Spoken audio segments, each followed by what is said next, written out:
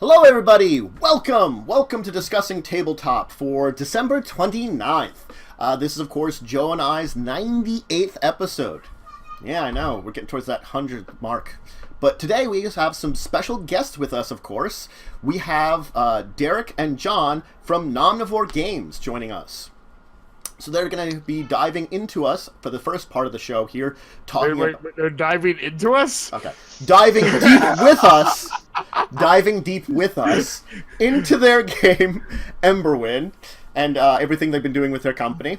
Then, of course, we are going to move on. I do have a couple of regular topics for the end of the year here. We're going to talk a little bit about Earthdawn 4th Edition. They've got, of course, they do have a free quick start if you guys want to check it out. But, you know, they've been continually work on the rest of their material slowly but surely. The D&D Rock Paper Wizards game has an expansion out, which I didn't even know about that until I noticed the expansion, which sounds like a very weird game. Marvel Strike Team, I do want to talk a little bit about that, because it's like a board game of hero clicks. Party Bugs is out, which I want to talk about with. And then we'll do our regular segments, of course, Deeper Discussion, Kickstarter Korner, Our Week in Tabletop, and Consult the Table to finish up today. But let's start off with talking about with Nomnivore here. So, Derek, John, why don't we start with your big title here, Emberwind? Why don't we talk about that to begin with? Wow, calling it a big title already. Sorry. Sure, go on. Well, Yeah. I mean, when Can we quote you on that? I mean, sure, I'm fine with that. Why don't you tell us a bit about Emberwind to start out with? Sure. Where do you want me to start? Why don't we start with a little bit about the world and then like the system and stuff, just to kind of get the basics down. Okay.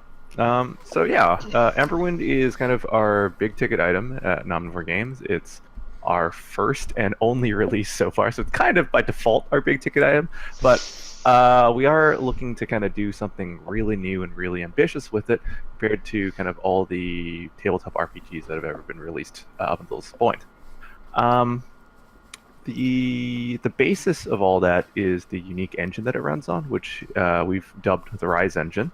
And it's a lore-agnostic system that allows you to kind of write, create, and experience whatever types of journeys that you want.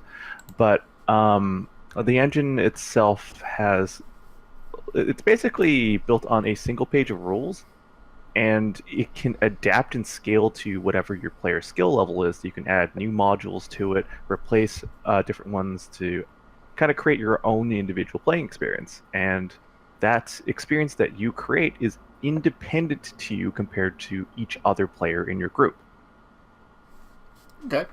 Yeah, more than that, the game tries to lower the barrier of entry into tabletop RPGs, giving you like a very crunchy, meaty experience while only taking about 5 minutes to set up or 5 minutes to make a character. It doesn't need a GM for you to play it. That's an optional role, and you can play with as few players as you want, even if you just want to play with one person. And that's a cool thing, is that you can have the option of going GM-less. Now, that's a question I kind of would think would be good to dive into here. What mechanics do you use to go GM-less as an optional role? Well, first and foremost, GMs are responsible for quite a lot when it comes to your standard tabletop RPG, right? They're responsible for creating the world, arbitrating all the rules, and also controlling kind of all the little people, monsters, whatever you see during your adventure. And for each of those, we've created some sort of system that helps effectively replace or support a GM there if you are playing with a GM and they don't want to do a part of the work, let's say. For story, we've effectively created campaign books that work like pre-scripted choose-your-own-adventure books, and you can kind of read along the story and follow effectively kind of like a softly railroaded kind of story, where depending on what you do, what choices you make, it'll take you down to different story branches, then ultimately to different sequels, and then over time you'll end up kind of creating your own canon or version of the world, which is kind of cool. Yeah, for controlling foes and stuff, we have a very simple to use AI system that we call the Hex system that will more or less kind of control creatures based on scripts. these scripts can be modified to make them more intense, more intelligent, and you can even enable gameplay modes where the AI will start learning how your players play and challenge them and adjust and adapt to the metagame as well. And then the very last thing is rules arbitration, and just generally having a huge knowledge of rules. Since we've reduced the amount of rules to something very simple, most players can remember kind of all that on their own, and we've also put most of the whether or not something works or not, the determining part of the check anyways in the player's hands. You're always rolling equal or under target numbers, which are openly listed on your character. So let's say if an enemy tries to attack you, instead of the monster making an attack roll, which requires a GM, the player will actually be making a corresponding defense check where they compare it to their defense values. That's whatever their or is listed on the character sheet that they've built. Cool. Cool. Okay. Now, what kind of world did you build with Emberwind? That's a good place to start with. To move on to, Sure. So that's an interesting question and a very loaded one. But in short, the game is lore agnostic, so we didn't build one world, we've built multiple. Okay. And it's open for you to build whatever you want. We've only released one so far, and it's only been a piece of one, which is Axia. Mm-hmm. And Axia is done in a really interesting way because, like I said earlier, to facilitate this choose your own adventure model, we've had to create a world that can evolve based on where you take it in the timelines, right? So the lore in the universe isn't static, but one that evolves based on what you do. And effectively, we've started kind of the player base off with the Skies of Axia campaign, which is set about 1,300 years after this terrible event called the Shattering has taken the planet and blown it apart. And kind of in that empty space, this toxic gas known as miasma has settled in, as well as these magical crystals that both protect against miasma and provide lift, which is why everyone kind of lives on airships now, and there are all these like floating islands scattered across the skies. And it's kind of like a real science fantasy world, but based on the choices that you make, where you go, it could move a little bit more into, let's say, steampunk or science fiction or fantasy, and you can explore kind of both that time period forward and also that time period backwards, or build your own content from any of those spots. Cool. So you did make it very easy that you could kind of... It's got a basis in a kind of mixture of genres almost in a way, but you got it that you can easily kind of, if someone wants a focus one direction, they can move that, or like move to like next door kind of things, with the as it says, the science part of the science fantasy definitely like leads into those other directions.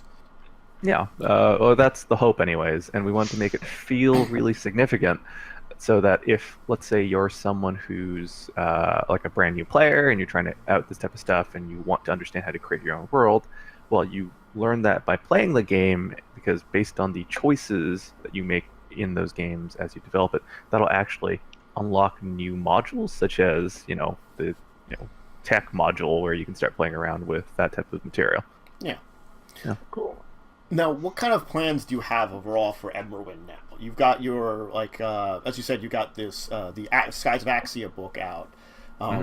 Like, how much now that's also probably, like, a loaded one. Like, how much are you planning? Like, what's, like, on the early docket right now, we'll say? How about that one?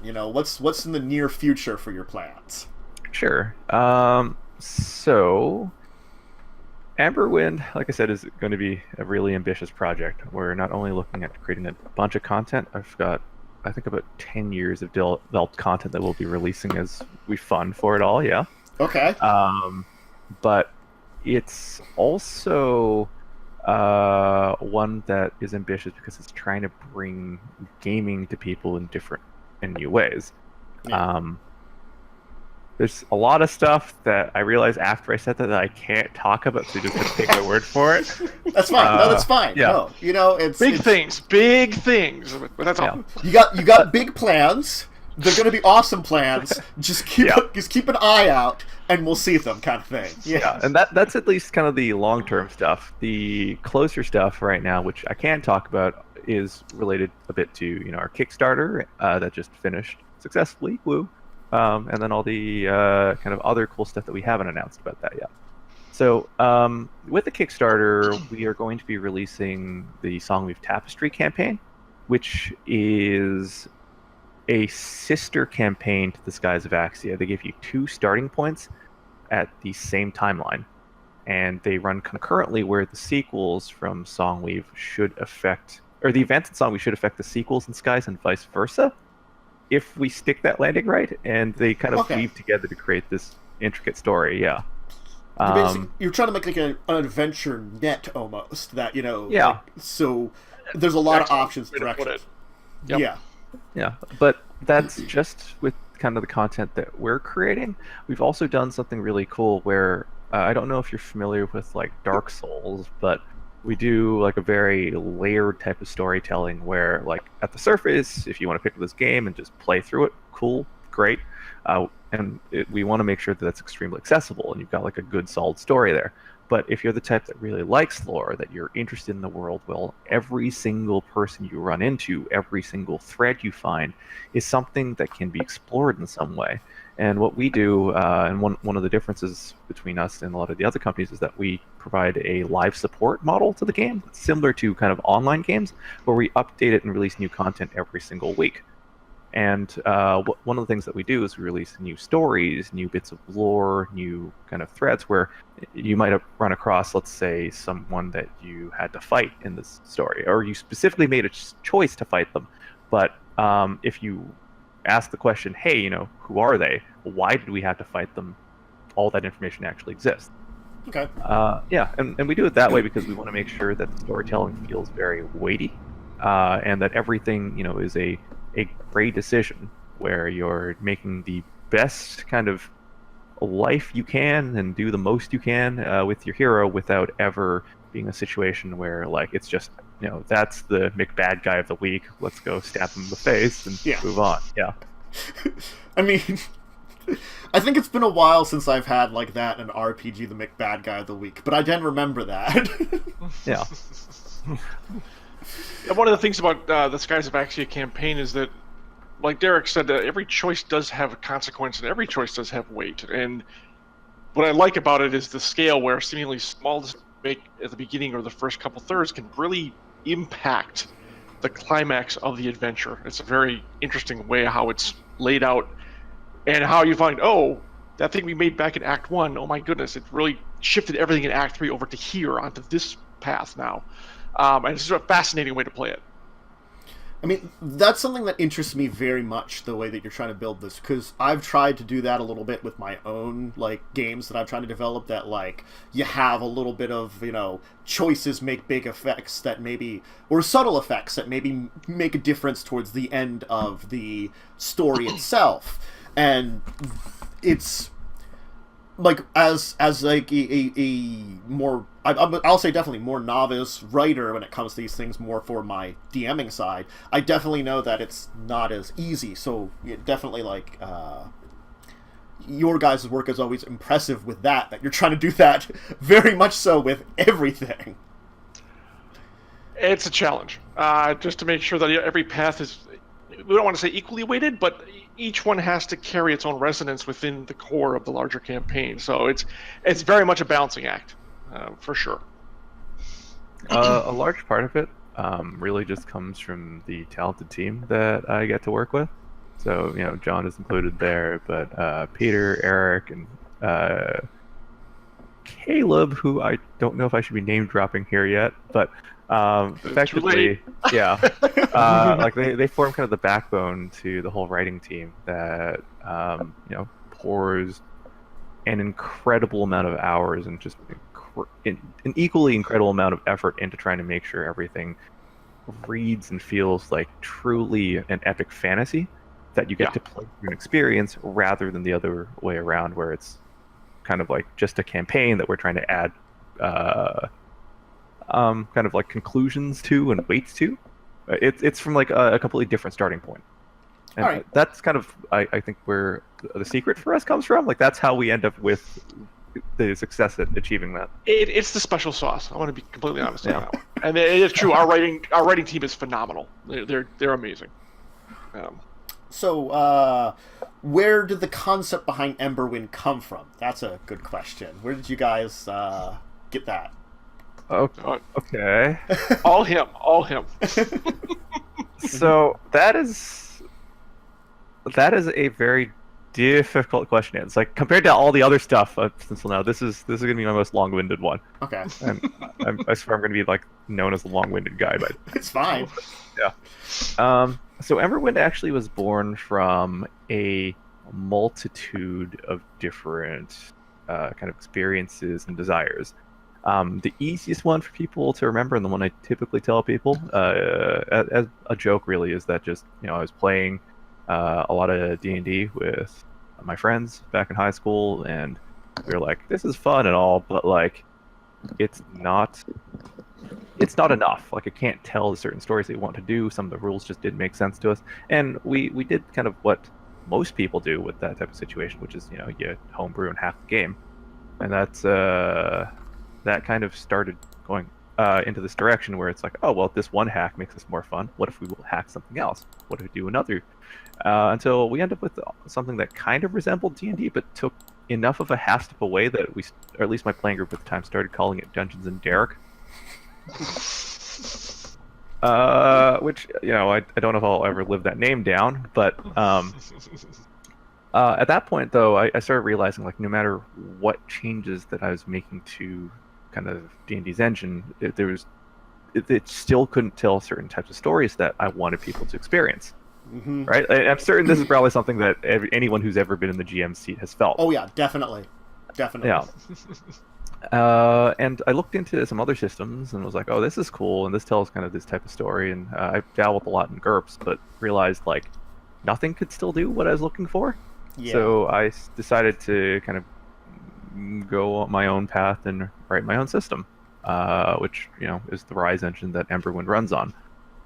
Now, why it took the shape that it is, or specifically the types of stories that I wanted to tell, like, what were they? That has to do with my background in psychotherapy, I guess it would be the best way to put it. I've spent a lot of my life working in human services, mental health care, and so forth, and one of the quickest and earliest things that I recognized while doing that was that therapy sucks.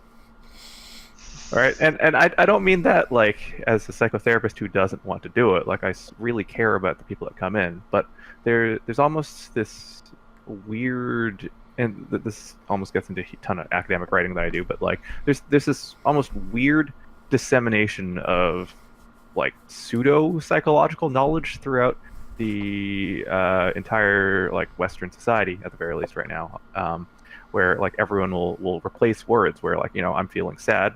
It is just about as often you'll hear people say, I'm feeling depressed, but depression is, like, a very specific thing, right? There's, like, a whole diagnosis and everything tied to it, but people don't recognize that, and honestly, psychology is a part to blame too, because it's been pushing itself as a science much more than the art form that it is, even though it's technically both.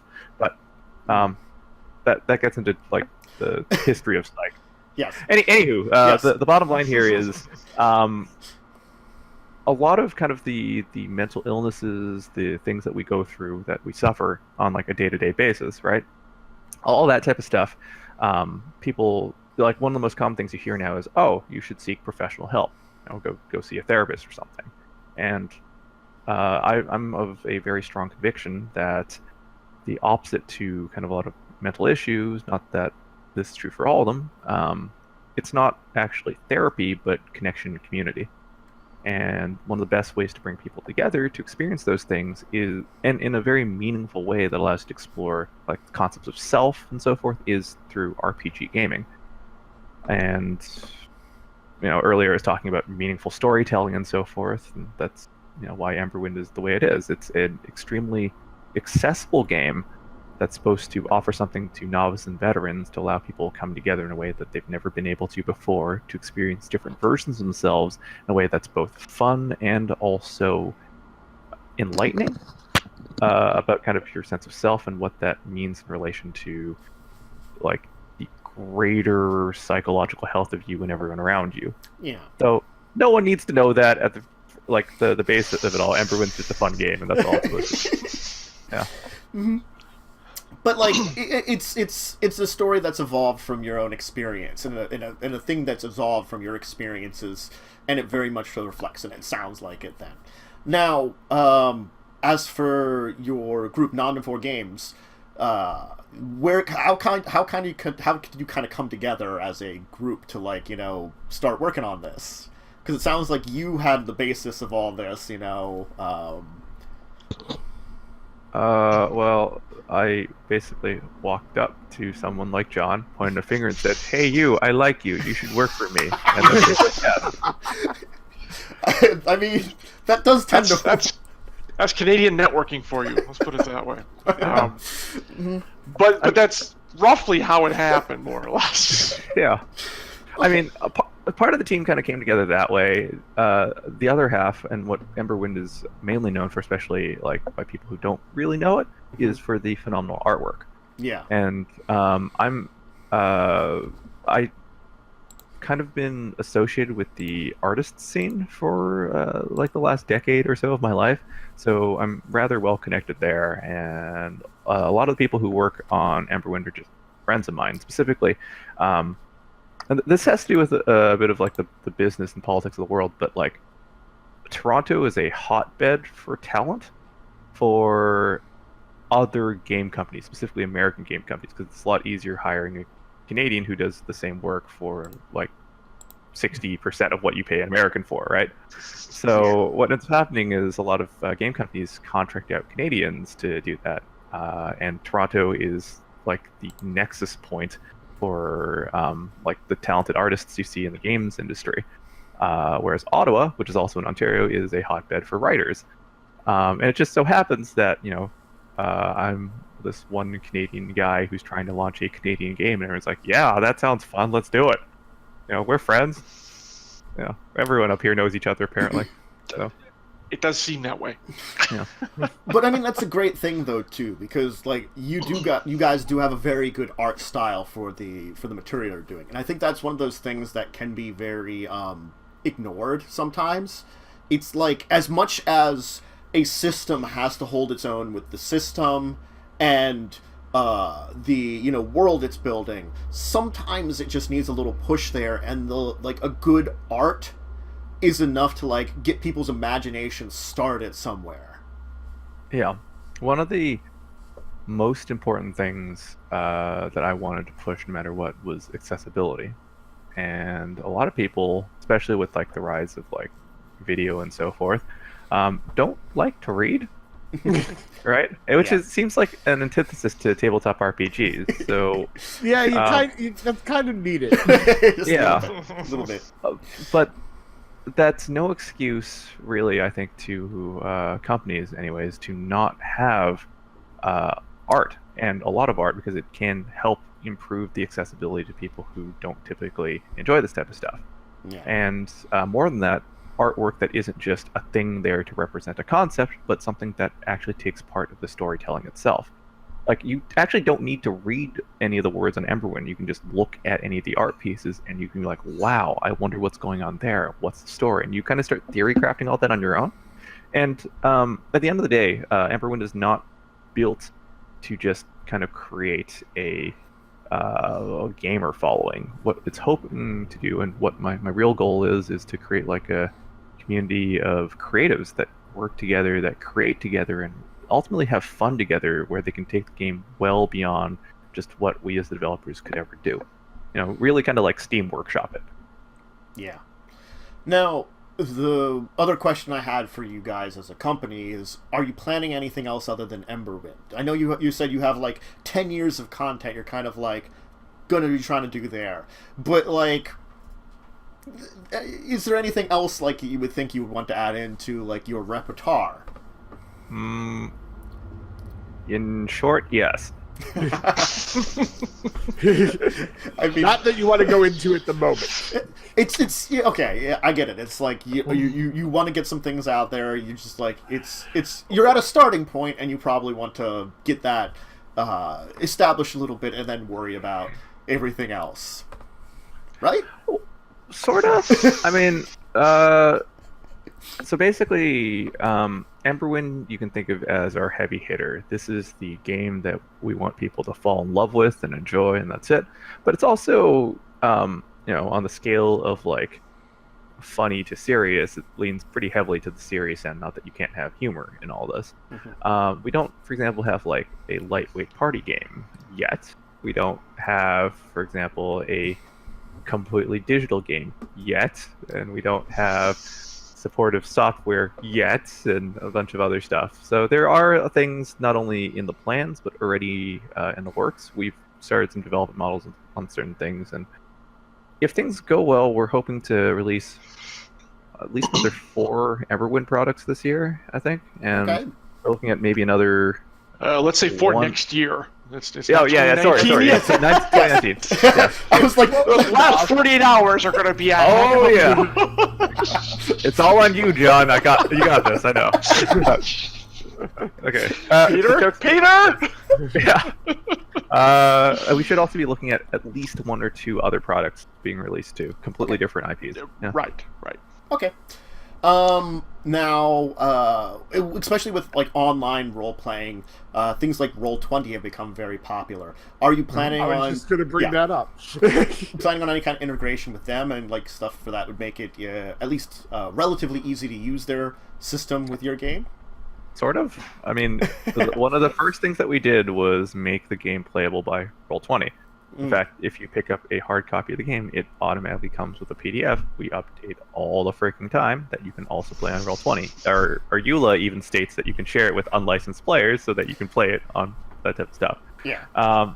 So that already exists. We've also been like doing everything we can, short of like stripping down and like running across the lawn in front of their offices to try and get their attention to give us some sort of official support. And they haven't replied to us, period. Which, it makes sense, it happens, but we're hoping to develop not only like Roll20 packages that we have, but complete like streaming rule sets and everything to help with people playing online and wanting to share and distribute that way. Yeah. At least that's kind of where that is right now for this phase. The ideal goal right now is to actually build a whole database with tools that can build your own whatever you want that's completely plugged into an online system like Roll20. But for us to get all that support, we'll likely, and we're already starting to kind of do the initial work on this, kind of build our own tabletop software for that. Yeah. Okay. Let's see here. What my next question? Joe, do you have any questions? Since I've been trying to like. You took the one I was going to ask. Look, it came to mind for myself here too. It's synergy. It's a synergy. Yes. Yeah, I want to bring up for those in your stream who want to check out the game. Unmade Gaming is going to be running a Skies of Axia campaign in January that I'll be a part of. Okay. I think I want to say the first one is the 9th, but don't quote me on that. But if you go to Unmade Gaming's Twitch stream, I'm sure they'll be announcing that fairly soon. Okay. So. Not to give too many shoutouts, but I think there's supposed to be another game starting on stream in about 4.5 hours from now on Arvan Eleron's Twitch stream. Okay. Yeah, I All think right. so. Hold up Maybe. there. Considering I'm the one to be running that, no, that's later in January. Yes. Okay, well, there's supposed to be something going on, Emberwind related there, so you should. He might be check hyping with- it up. Yeah, I'll check with him because because that's important. This is the first I've heard of it. But the other thing is, I will be running on Arvin Eleron's channel starting, I think, on the 21st. I'll be actually running my own Axia Emberwind kind of thingy. So we'll be doing that as well. So I'm playing in one and then DMing the other, which should be very interesting. So yeah. Now, you have your like larger campaigns. Is like some of the things you're thinking about more than just like your larger campaigns? Is there like smaller stories that you're thinking of like putting out like a lot of big games also put out like smaller adventures and stuff too, rather not just the big campaign books. Were you thinking of doing some of those also? Yeah, those are called vignettes for us. Okay. We've released one already, which is completely available for free on our website, and we plan on releasing. I don't want to give a hard number, but somewhere between like 2 to 4 more over the next couple months. Okay. Yeah, which will also be for free on our website. Oh, that's awesome though too. Okay. And often the vignettes have what we call lore, little fictional pieces. One thing I've admired about Derek is he wants to use the fiction to also help expand the world outside of the typical campaigns and give background and deepen players' knowledge of the characters and the critters and everything you might encounter, different landscapes. And some things are tied back to going hundreds of years in Axia's past, but they still have an impact on how you play the game today, which I think is very interesting. That's very cool. Yeah. And I think that's an interesting way of doing about it, because that's like, we can say like a lot of those big RPG like companies, they have the clout that they can put out a lot of these other books, but you're using the vignettes, as you said, as points of interest for like the little lore and places beyond the campaigns, which can also definitely add to when someone might want to write something of their own, in the world. Hey, they got access to something there. That's very cool. Yeah, everything's supposed to be enjoyable standalone, but also threaded together if you want to follow those threads. Yeah. Or, just run off on your own and create your own stuff. Yes. I mean, I do like creating my own stuff for things too, but it's it always becomes that I think in this modern world sometimes it's time versus the results almost. Do you have enough time to create all your own stuff, or do you just want to like take something that's established and put your mark on it?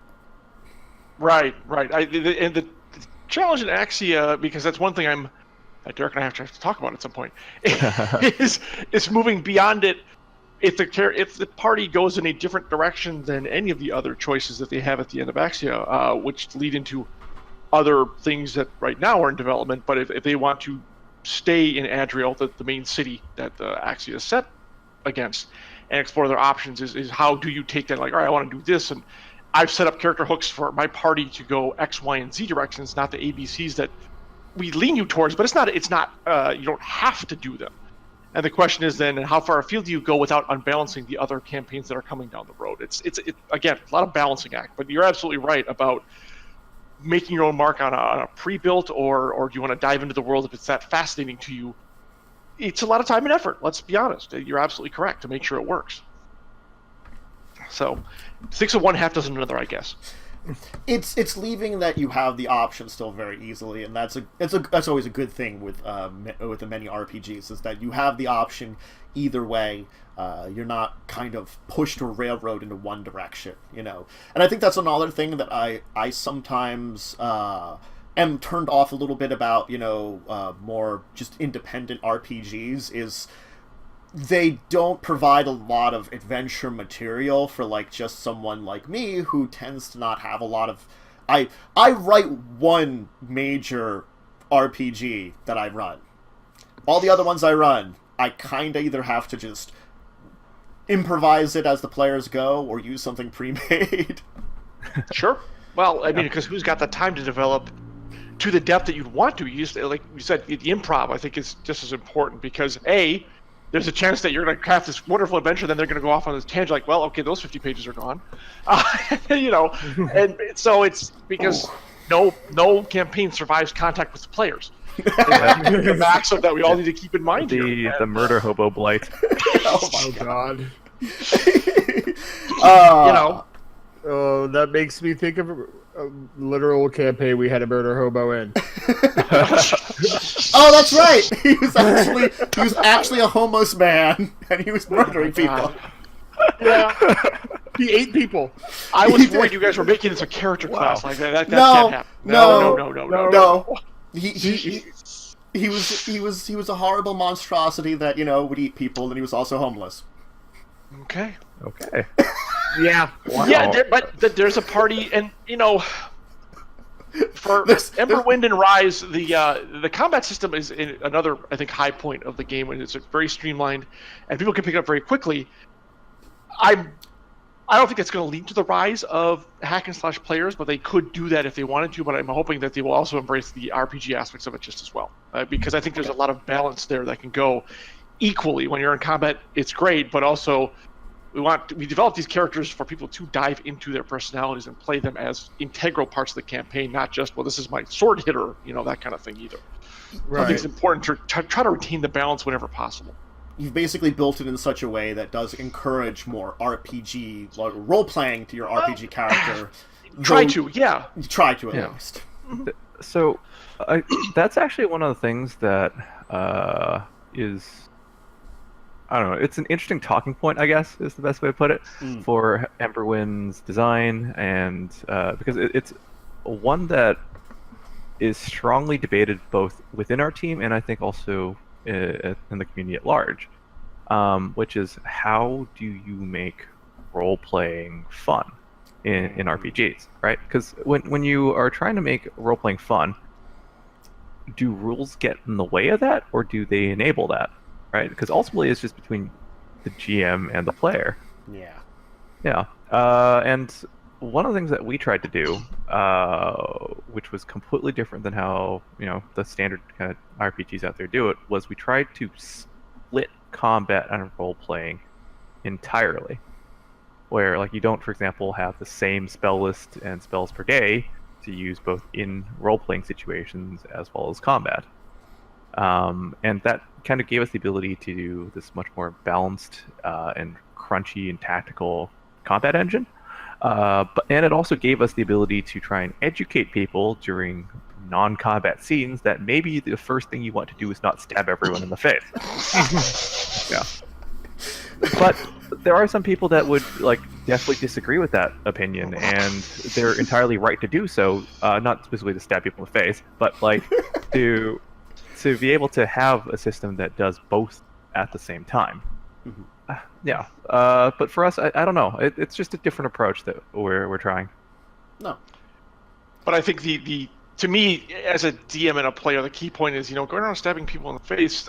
What I like about, again, I'm going to bring back to Rise and Emberwind, because it's important, is that actions have consequences. You can't just go around willy-nilly and doing things, because I wouldn't say it's going to cost you automatically, but it probably will end up costing you down the line. That's the thing. So, but a lot of people like that aspect of whether you call it power or ability or freedom. Any one of those. It's well, okay, but just know what you're getting yourself into, I guess, is what it comes down to. I think a good way to characterize it is if you think of the D&D and games like it as the tabletop analog to games like Skyrim. You can think of Emberwind as kind of the tabletop analog to something like Dragon Age Origins. Okay. Yeah. Cool. All right. I can't think of any other great questions to ask right now. Joe, do you have anything that's kind of brought up with this one? Not off the top of my head, unfortunately. Do either of you have anything else you kind of want to add into about this entire conversation? We've definitely dived into a lot here today. Actually, I think Derek should talk up the forthcoming hero manual a bit. It'd probably be a good idea. I should? Okay. Yes, you should. As the game creator. Yes, you. Okay.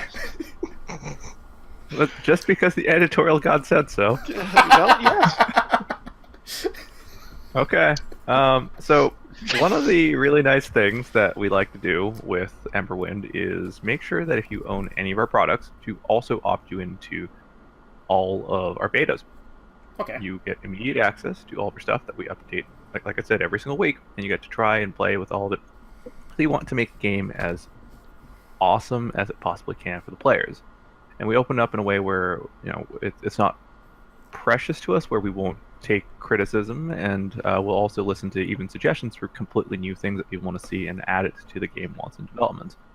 One of those modules, the most exciting of those modules, is obviously the custom hero generation, right? That's the life of every player when it comes to tabletop RPGs. To make the stories work the way that they do, we've created, and to be as quick and easy for you to pick up, we've created these very detailed heroes you can play as, which have their own backstories. But none of our campaigns are restrictive of you for being able to create your own hero. Especially if, let's say, you're playing your own custom game, you're going to want your own custom heroes too, right? Mm-hmm. So, we have a hero manual that's currently in beta that's already opened to our Kickstarter backers, anyone who owns a copy of Skies, to play with, to create their own heroes. And this is... there's supposed to be another update going into that today, as soon as Matthias gets back to me with some revisions. But yeah, the plan is to continue to revise and improve that until the entire thing is out. And when everyone is happy with it, then that's when we'll be doing the full print and fulfilling the Kickstarter. Cool. Excellent. See, now, was that so hard? No, it wasn't. I mean, that was talking pretty generally about it. Yeah. That's all I ask. See, it doesn't sound like this is a big thing, and no, it's all good. That was perfect. That was exactly what I was. Yeah, exactly what we're looking for. But it's an important aspect. That's I believe it's gonna be our next kind of big release too. So it's I mean, it's kind of simultaneous with Songweave, but yeah. So new campaign and content you can play, new way to play the game too. And those little details. That's all. Right. Yeah. So, but yeah, the hero manual comes with a lot of really fun stuff. It comes with 9 classes for you to play with, 27 subclasses that you're going to be able to mix and match to give you 243 unique ways to play the game. Every single class is capable of performing any role. It is just a flavor, which means that your rogue not only deal damage like a rogue, they can heal, tank, support, whatever they want, but it'll always feel like a rogue. And with that system in mind, you can really feel like your hero, own your hero, and have the most creative way that you want to play, rather than always adopting, I'm a fighter, so I have to swing a thing at someone now type approach. Cool. And we also give you a bunch of cool new rule sets that you can play with, where you can get more involved. For example, in role playing, where you're not just rolling a die to role play. But actually getting to roleplay, and you can switch out the entire dice system with a deck builder system that'll take over too. Yeah. Cool. So yes, lots of very cool stuff coming. Absolutely. Excellent. Cool. I know this might be slight off-stream thing, but I know in the new year we are planning to do a new type of the format with one of our new a new show of trying different role-playing games. Yeah. Would you guys be interested in coming back for something like that? Yep, absolutely. Yeah. We probably want to try one of your vignettes, for a couple of weeks or however long it takes to do. Because that was the plan, is do a lot of these quick start adventures, little small adventures to just try out a bunch of RPGs. And Emberwind definitely seems like one we'd want to dive into. Yeah. Awesome. Absolutely. Cool. Yeah. All right. It's been a great conversation, but we probably should move on to some of our other topics here. Just a couple of course, them. Yeah. Why don't we talk a little bit about Earthdawn 4th Edition, just because I want to bring it up again. Earthdawn is one of those ones that, ever since, the big split with the old FASA games, where Catalyst now has taken over Shadowrun, and what's, I guess, left of FASA games still has Earthdawn and has been supporting it. Because they have their basic couple of books out, and I swear for going on a year now, they've been working on their high level campaign book, I guess it is, or high circle, and I don't know if they're ever going to finish it at this point. I swear, I was looking at stuff for them 50 episodes of You and Me ago, Joe, Yeah. And I'm glad that they have their stuff. They've got a quick start guide that, people can try it out for free on their site. But I'm just I'm curious as to what would be the support for Earthdawn anymore? Because back in the day when Earthdawn and Shadowrun were under the same company, it was a lot easier to say oh, they're titles that are sort of connected in a storyline, and now they're not. So really, right? I don't know. Earthdawn was one of the systems I've played a little bit of, and I found it a very fascinating system because I haven't played a lot of the tier system for dice games. That's one that I haven't found as much out there. So, I mean, that was always an experimental one. Do any of you have any experience with Earthdawn? I didn't even know FASA still existed. That is amazing. Well, here's the thing. I can shed a smidgen of light on this because I forgot to mention one. Besides working for Nomnivore, I work for a couple other places. One of them is Catalyst Game Labs, which currently controls the leases. We lease the IPs for Shadowrun and BattleTech from Tops, which now owns it. And FASA sold their stuff to WizKids, and WizKids sold it to Tops, and then we licensed it from Tops. Both WizKids and FASA still exist, which is really odd for companies that it's public knowledge they both went into bankruptcy at one point. And so I was while you were talking, I was looking at the website, and I'm like, well, this is really bare bones, first of all. And yet they have Shadowrun and BattleTech stuff listed here, which is really kind of freaking me out. So I'm like, well, okay, actually, I just clicked on Shadowrun, and it's all empty. Okay, I clicked on their store for Shadowrun, and it's up to 4th edition. It looks like they've got a couple of things. But there's nothing here. Oh, wait, here it is. Print. It's a soft cover SR4. Oh, okay, so you can find some of their old they give like apparently they're like, back covering, they have books, like the old books. And these are actual hard copies. Oh my, they must have had a warehouse. So you could buy like Psychotrope. I'm sorry, I'm getting a little off topic here. This is kind of weird. If you want original copies of like Run and Hard, Die Fast, The Forever Drug, you can find them with these guys. They dug out old boxes of when they were printing them at Rock, and apparently they're selling them for $3. It's actually a sale right now. So anyways, getting way beyond where we're supposed to go. Oh my god, they have 2nd edition books that you can get soft covers of. See, and then, of course, as everyone knows, the whole point was there was loosely, I don't know if it was ever officially come out and said it, but of course Earthdawn was supposed to be the 2nd world, and Shadow was supposed to be the 6th world. There were supposed to be these major iterations of this whole big linked universe. It was always hinted at. Certain novels really strongly hinted at it, but I'm not sure if the company ever came out and said, yes, this is a real deal.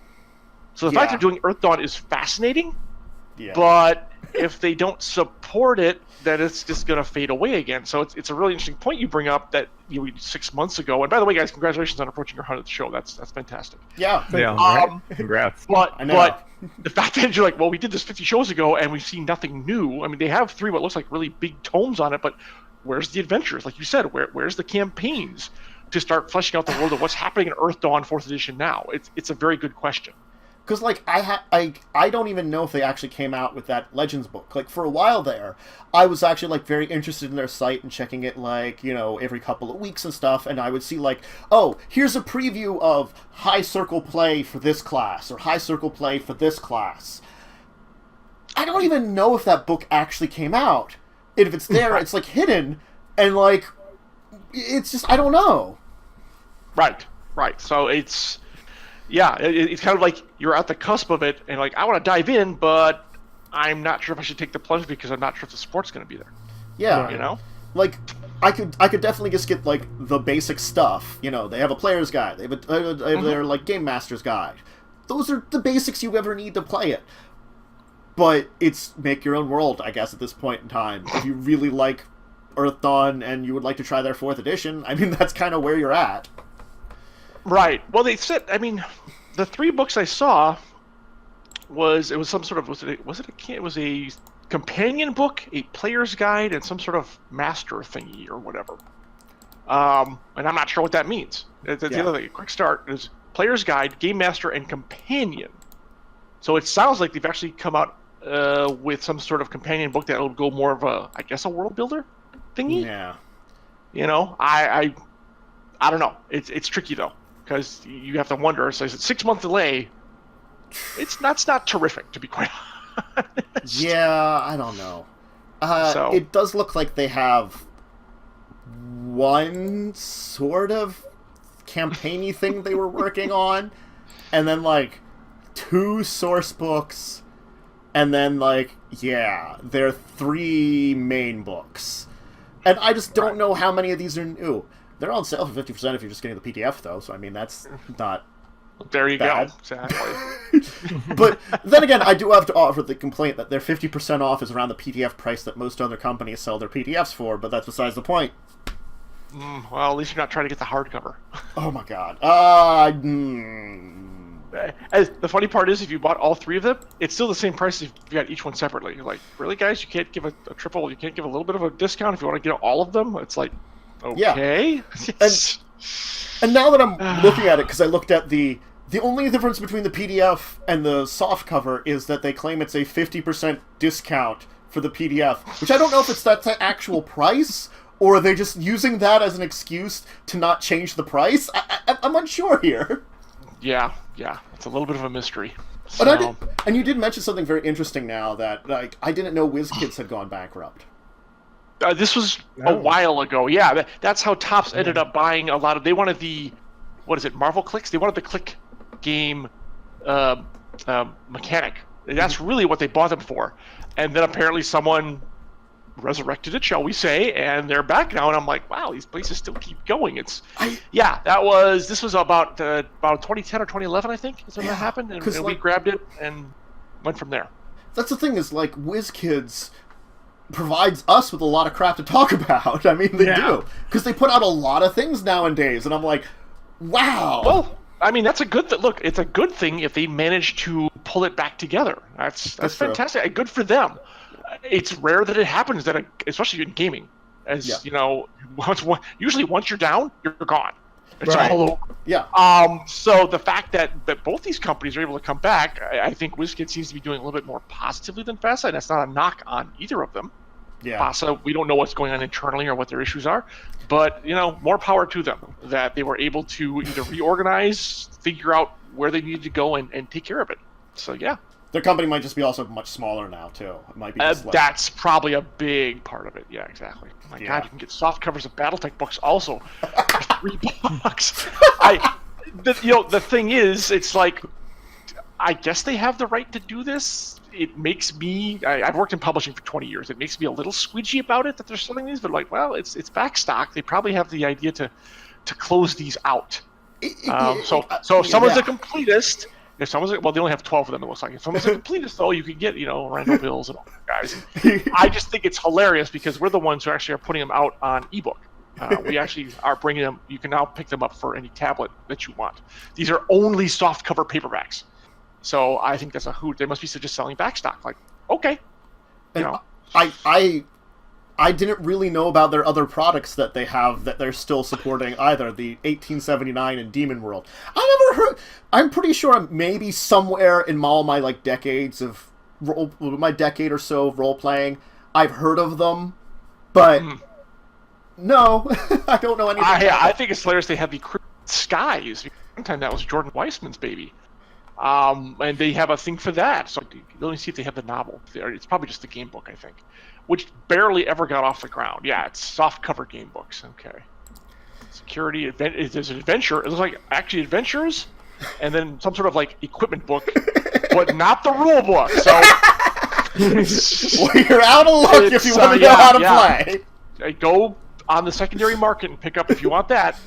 That's not for you. Yeah, exactly. So but it's funny they have it. I think it's Demon World. I have to say, Demon World sounds kind of interesting. So does Noble Armada. I'm just going through the list now, so I'm totally kind of screwing around here. Just so if you guys want to wrestle this back on track, feel free. Do not mind me. I'm just kind of poking around. Like I said, it sounds like FASA still exists. Oh my God. I have to go check it out. I think that's a mark of as you're saying, the companies don't seem to die, but it also seems like for real extra support, it almost you need someone backing them. Because I think...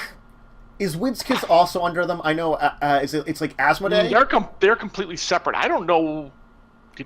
Really? Are you saying Asmodee might have bought WizKids? Is that what you're thinking? Well, the thing is, when I was at PAX Unplugged, I found out there was a surprisingly large number of companies under Asmodee. Oh, they've been gobbling them up. Yeah, no, that's... Okay. Yeah. In the industry, it's not that much of a surprise. Let's put it that way. Yeah, I know. They've been gobbling up a lot. It's not really a surprise, but I was surprised that there was a couple of them that I didn't know were under them that I found out about it. Yes. There you go. Yeah. I didn't know Fantasy Flight was owned by them. I was like... That was kind of a big deal. Yeah. yeah. And you really, that kind of makes your eyebrows go like, what? And I was surprised when that deal happened. I'm like, well, wait a minute, because Fantasy Flight was killing it before they got acquired. They were just like destroying with the licenses they had, the games they were putting out in the game, sort of game of Ice and Fire, Song of Ice and Fire, the Martin World and Star Wars and all that stuff. They had these really big things and yet as they must have made them an offer they couldn't refuse. And it's like, okay. Right. So it's interesting to see that consolidation, and not always. Not always. It's good. hard to say whether it's a good thing or not. Yeah. Let's put it that way, because the bigger one company gets, the more weight it has to throw around in the industry, and that's usually never a really super positive thing.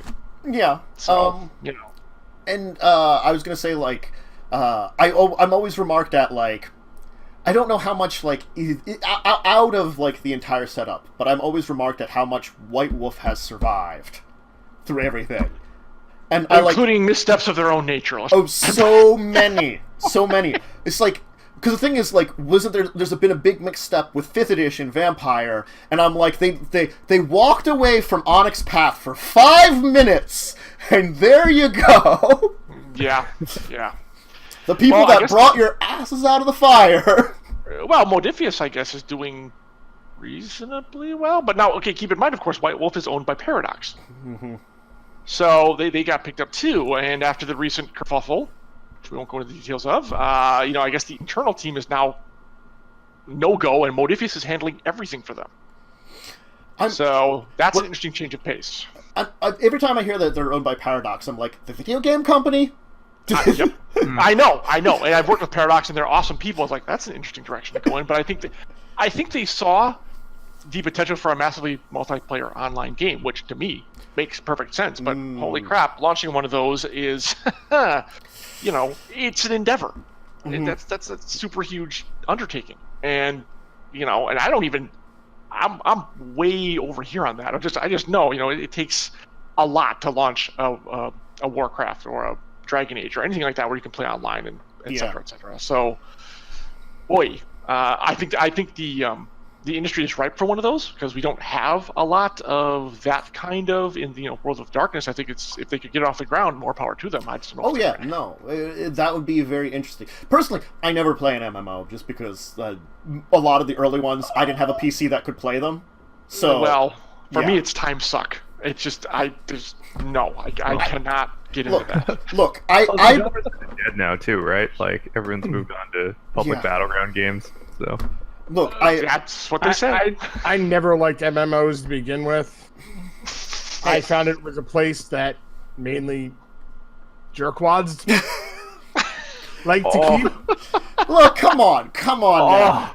Come on. There was a lot of people that played it, and I've heard of plenty of people that have said they played MMOs that are great people. So I'm sure there are some out like there. me here. I'm right here. Anytime I ever played, I always dealt with a lot of jerks. Okay, I'm just like, I didn't have fun. I'm sure, like, that's one of those things. It's like with a lot of things that are big social groups. Is you oftentimes hear the voices that are the loudest, and the voices that are loudest are the most awful people.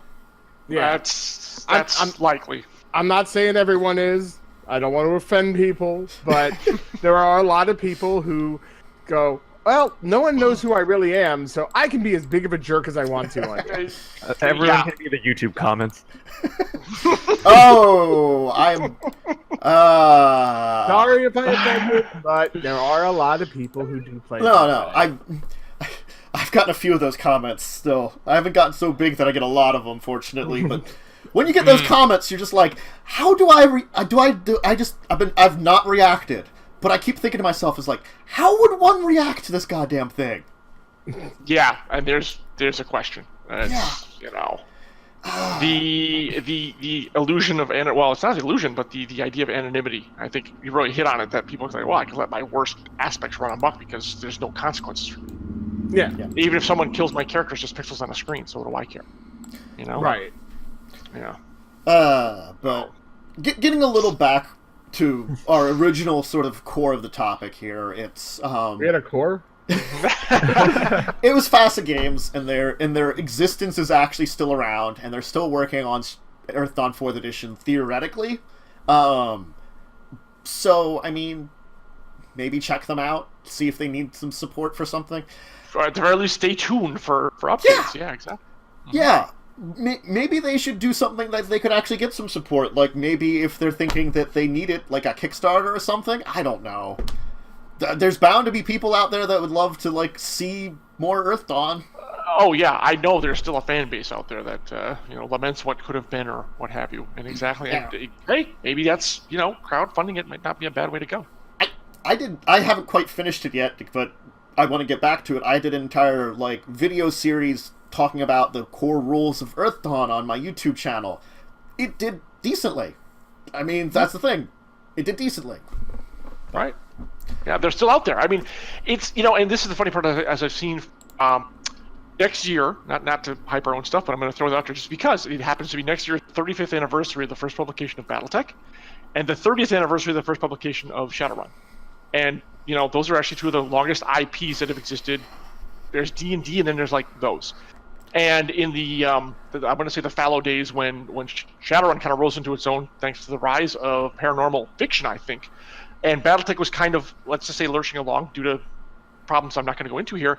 The fans still kept the IP going, which is really amazing. And you need to have that kind of core committed fan base, but also ideally reach out to new players to keep something like that going. Otherwise, it's just going to fade into obscurity. Yep. So hopefully Facet can figure out what they're doing and keep it going. It's the more games that are out there, the better for everyone. Yeah. I would love to see Earthdawn come back, and then hopefully we could maybe do something with them at some point down the road. Would be, I think, fantastic if that's even feasible. Just don't know. So that's where that is. Yeah, it's like, it's that weird balancing act, I think, is a lot between it. That it's always great to see a lot of new and great RPGs, but you always have, it's like with a lot of, TV and movies. There's always that nostalgia too. That's sometimes you just want to see, like, whatever happened to that old system? Hey, and then like when you try it, it's kind of usually awful for various reasons. Yeah, can I have this updated a little bit? Just like, can we clean it up a little bit? Right, exactly. It's like I could never go back to an older version of Shadowrun at this point in time. Well, Shadowrun's one of those, yeah. But then there's also the hazard of a new update being not what the fans look like. I think I'm looking at D&D 4th edition. Oh yeah. Which was really, I think, a step in the wrong direction. Mm-hmm. Majorly. So there's hazards on both sides, but you can't keep coasting on a 3rd edition or a 5-year-old, a mature line either, because the fans at some point you're going to run out of and otherwise, and that's what I like also about Emberwind, to bring it back around, is that we're constantly taking feedback from fans and upgrading and updating, and people have brought in some very good points on things that we've taken into consideration. So we're trying to be as up to the minute as possible without driving ourselves completely nuts, right, Derek? Look, it's fine to be a little crazy. It's just not. Insanity really is fun. Oh yeah. But no, our fan base has been very committed and very fun, and very I think very good to the most part. We've gotten some very detailed feedback, which I think I've been very impressed with. So they take it seriously. It's like, that's awesome. That's what we want to hear. So far, I've actually been like really loving our fan base. Yeah. I honestly was expecting not necessarily more criticism, because like the criticism that we've gotten so far has been really good, but it's the tone of it. It's almost like the complete anti-MMO, where everyone's actually really respectful and like, oh, is this okay if we say this? And I'm like, wow, you totally didn't need to ask my permission before you lambast me. But, okay, thank you. Yeah, it shows that they're all in, which is nice. Because the other thing is trying to gain traction in a crowded marketplace as well, and having every fan who has come on board and backed the Kickstarter and bought the game and dove in head first, we're just so thankful for, because there's a lot of choice out there. You can play just about anything you want, and to take a chance on a new system, there's only so many hours in the day, and we try to give the maximum playing bang for your buck as well, not just in terms of money, but in terms of the experience. And for those people to take their time and take the chance on us as well, we can't thank our fans enough. I think that's what it comes down to. Cool. And while growing it for more as well. Yeah. So. Alright, why don't we move on? We do have a few more topics. Let's talk about a game I learned about with this expansion, Rock, Paper, Wizards, which is done by... Which the weird thing of, like... That's, I think, the weird niche that WizKids has done a lot of with their new iteration. Like, licensed card and board game products for stuff. Because they're doing it for Wizards, for Magic, and D&D. And they have the Rock, Paper, Wizards, which is a like wizard adventurer game where you're like pushing, pulling, manipulating to get gold with spells. And I guess it's supposed to be rock, paper, scissors kind of in a way that things cancel each other.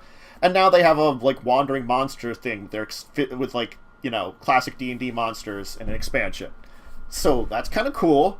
But I mean, okay, this is really interesting. I'm going to start, obviously, watching your stream more, because, again, this is something I did not know even existed. Yeah. It's been out for 2 years, so I'm like, wow, I am sucking. But, yeah. Okay, but let me ding. I have a ding. Okay, I can't really Okay, go ahead. Actually, I got to be careful, because our big thing is Dragonfire. Catalyst did the Dragonfire game with Wizards, so I can't... It's a friendly nudge that they really should have a bigger convention footprint. Because why don't we know? Like, why don't I know this game exists? I go to Gen Con every year. I'm going to Dragon Con. I go to Origins. This game's been out for 2 years. This is the first time I've ever seen a box of it anywhere. So it's like, guys, sorry, but what are you doing? Why aren't you, reaching out to the fans? They used to have the castle. They used to have like the space at Gen Con, and now it's like I'm finding out about this. No offense to you guys, but from a Twitch stream online, and this game's been out for 2 years, and it looks really cool because you're actually doing spell movements, and I'm going through, and it's like, and it's like, that seems really awesome, but why haven't I heard about this? It's very interesting because, like, I think that's another thing. When I was at PAX Unplugged, which is becoming like a very big tabletop convention, yep, WizKids is there. WizKids is showing off their products. They're showing off, like, you can see the D&D stuff, you can see all their licensed stuff, but it's they're showing off everything. While I don't think I saw Wizards there except for a little bit of that Magic place. Like, the thing is, well, like, I was trying to talk to everybody. I got to talk to you guys, talk to, like, I actually got to talk to some people from Paizo, which I loved doing. That was awesome. That was, like, the biggest company I talked to out of, like, everyone there. Because, Pathfinder. But I was like, can I go talk to D&D people? Well, not really, because they just have some people showing off the Magic stuff that they don't seem like people that you'd talk to. They don't have... For RPG, right, exactly. They don't have... Even if I wanted to talk to them because I am a Magic fan, I didn't feel like they were the people to talk to about Magic at all, either. And unfortunately, that's the thing, is they were just... They were more... I wouldn't say volunteers, but, like, booth workers. Salespeople. Yeah. Right. I actually ran into one. They stopped by the Catalyst booth because we were there as well. And that's the impression I got. It was like they're salespeople, kind of getting people into introducing to the game, kind of, I don't want to say lower level, because that has a connotation to it, but they were there to just push the product. I think that's really what I kind of wanted to say. He was a very nice guy. There's nothing wrong with that, but it's just like... Someone like yourself, who's a fan and wants to go in depth and find out what's going on, maybe you might not be able to get that much information on. But again, no support for the RPG. And 5th edition has been massively popular. And yet, so why aren't you guys at PAX Unplugged, which would be a natural and I think it's like outgrowth. It's like one of those things. Is I'm walking around with my media pass, and like it's good. It's my first year as media at that year, so I was really happy about that. Yay! But awesome. It's it's recognition of my growth and stuff in the industry. Yeah. But it's also like absolutely. It's like sometimes it's not always easy to connect with these people, and like it's like with Paizo, I could like message them on their thing all I want, but I got to talk with someone and got like a card from someone and got to like actually have a conversation that I have a going ground of like, hey, if you guys want to throw me some news like once in a while, I have a place to start with. It's making that personal connection. Yeah. Is what it comes down to. And absolutely. They're just disconnected. I just wonder if they, with D&D, if they just think, they're so big they don't really need a presence. Well, It know what makes I'm you saying? wonder. Yeah, because I mean, WotC is owned by Hasbro, Yeah. and if they're focusing on, like, let's say Magic apparently was a big thing for them at PAX, so I guess they decided to go that direction. You may be more right than you know. I can't. I don't want to speak one way or the other. That's the only thing I could think of is they figured D&D is well known enough that it doesn't have to have a presence. Well, again, really I think be known. I think that's a little off too, because they did have a presence, but a different kind of presence than we would have maybe wanted. The presence they had was for the big ticket shows, Right. Big presentations of people playing Dungeons and Dragons, the Acquisitions Incorporated, the Dice Camera Action. These are that and in big the game events. room. Yeah. You know, the campaign room, basically. You know, there's D&D games going on and stuff. But, you know, Pathfinder, you know, Pazio sits there and goes, hey, here's our new system. Last year they were there with Starfinder. Well, this year they were there with 2.0. And Starfinder. You could still try Starfinder. They're like, test out our stuff. Yeah. So let me ask you. Hold on. Let me break, if you don't mind. Were they actually selling it this year at PAX? The playtest, they were testing it. For 2.0, they were just testing it. Sure, but were they selling Starfinder this year? That's what I'm curious. Oh, I don't know if they were selling Starfinder or because not. last year, which really blew my mind, you could play test it. You couldn't buy it. You could not. They could not convert people who were like, "Oh my god, that's awesome! I want it."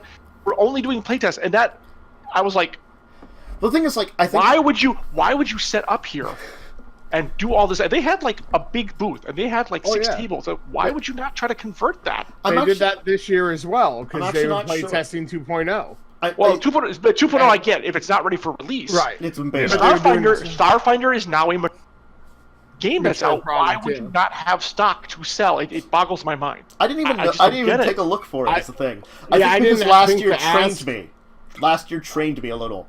And the thing is, maybe they're relying on like the actual like booths that are more stores nearby, because they are close to a couple of them. But that seems defeatist though too. You know, that's not because you're still outlining. It's not cheap to go to these places. I mean, No. you know, especially for a company that's as mature as they are, these things are not inexpensive. So you're outlaying a lot of money just to do demos. Mm-hmm. Again, I just don't understand the rationale for it. Right, It why doesn't you make wouldn't sense have to me. sales there too. Exactly. At the very But least. I know in the playtest area at the very least they did not have anything for sale. I did not see any product there. Weird. think, like, very odd. I think it's like there's a couple of companies that I like their stuff, but I keep like shaking my head a lot of their decisions. Paizo is one of them. Steve Jackson games always hurts my soul. I love Munchkin, but every time they do something really stupid, I think, like in my opinion, it hurts my soul because I'm like, why do you do this? And they didn't have much of a presence this year. No, they had an awful presence. And also, like, I was talking to some people that actually play their CCG, and their CCG seems to be having less and less support by them. So that doesn't sound good for that. Wait, are you talking Munchkin or something else? Munchkin CCG. Okay, gotcha. Yeah, it came out last year. And they're having already less support for it. This is different from the Munch. I'm sorry, I'm confused. This is different from the Munchkin game. Yeah, it's a collectible card game kind of. They did like Magic, but in like a Munchkin style with their own thing. See, But like, In this day and age, post the CCG like downfall, where it's very hard to break into the market, kind of like MMOs. I'm pretty sure, it's like harkening back to MMOs. CCGs have got that rage where you can break into the market. It takes a little work.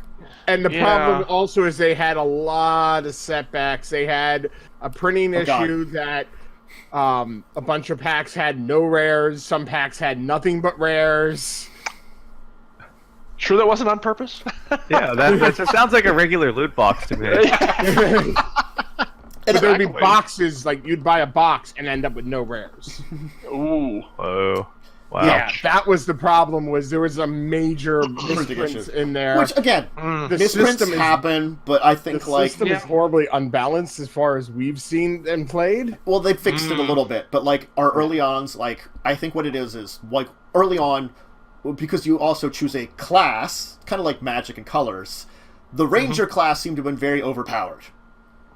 early on. Interesting. They've balanced it a little bit. Again, I was talking to this person, they were kind of like hinting at that. They've balanced a little bit. But it's still like the top end one. But also, their prices are average a little higher than Magic's. Magic, and I think that's a bad place to be when you're trying to break in. You should be undercutting. Mm-hmm. You should be undercutting just to get the sales then maybe moving up to match. Your foot in the door, yeah, but higher? That's Magic packs come with 15 cards. Mm-hmm. Their packs come with 12. So cost more and get less. There's a winning strategy. Well, they just did that recently. They came out with Munchkin Light. Uh-huh. Oh my god! Which is, I think it's like 50 cards less or something for like $5. Only $5 cheaper. So it's like 25. It's 20, and instead of 200 cards, it's 150. Yeah, it's like, why would you even buy that? Why wouldn't you just spend the extra $5, get the extra cards, and if you want to play with less, take the ones out you don't want to play with? Anyway, that's a bold strategy, Cotton. Let's see if it pays off for them. We're getting into the Steve Jackson tangent because it's very easy. And the other one I was going to say was Wizards.